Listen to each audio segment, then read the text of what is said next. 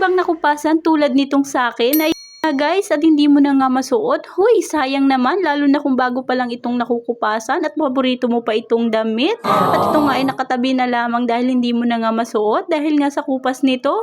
Pero alam nyo ba na meron ngang mabisang pangtanggal dito at hindi ka pagagastos? At nasa bahay nyo nga lang din ang pamamaraan?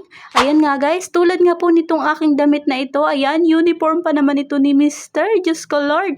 Mapapa-Diyos ko Lord ka na lang dahil nga nakupasan ito ng pulang t-shirt.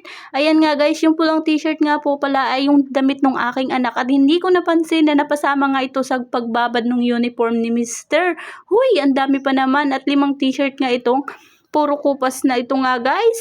At kung makikita nyo nga guys dyan, ayan, nagluluto ako ng damit. What? Huy, niluto ang damit, wala na bang makain o may ulam? Charis, joke lang po. Ayan nga guys. Kung makikita nyo nga po guys dyan is nandito nga ito sa kawali itong damit at meron ngang tubig. Ayan, for today's video nga ay isi-share ko sa inyo guys kung ano ang mabisang pamamaraan ng pagtanggal ng kupas sa ating damit. Ayan, kung makikita nyo guys is meron tubig yung ating kawali and then nilalagay natin itong t-shirt na may kupas. Ang kailangan nga lang guys is magpakulo nga lang kayo ng tubig sa isang lalagyan, kawali man yan o kaldero o kawa, kayo na ang bahala. And then saka ninyo po ilalagay yung damit na nakupasan.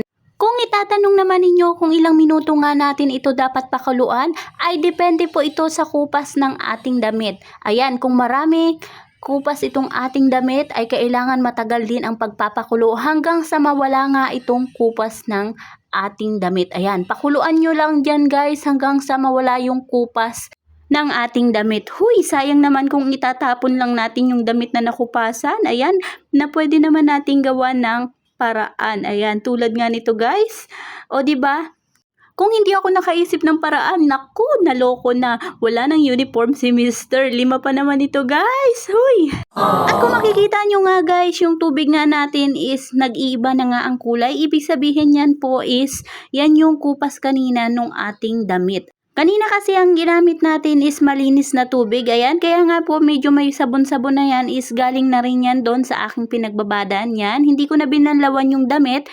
At kung umabot ka nga sa part ng bidyong ito ay mag-iwan ka naman ng bakas kung taga saan ka para alam ko kung saan umabot ang video ko na ito.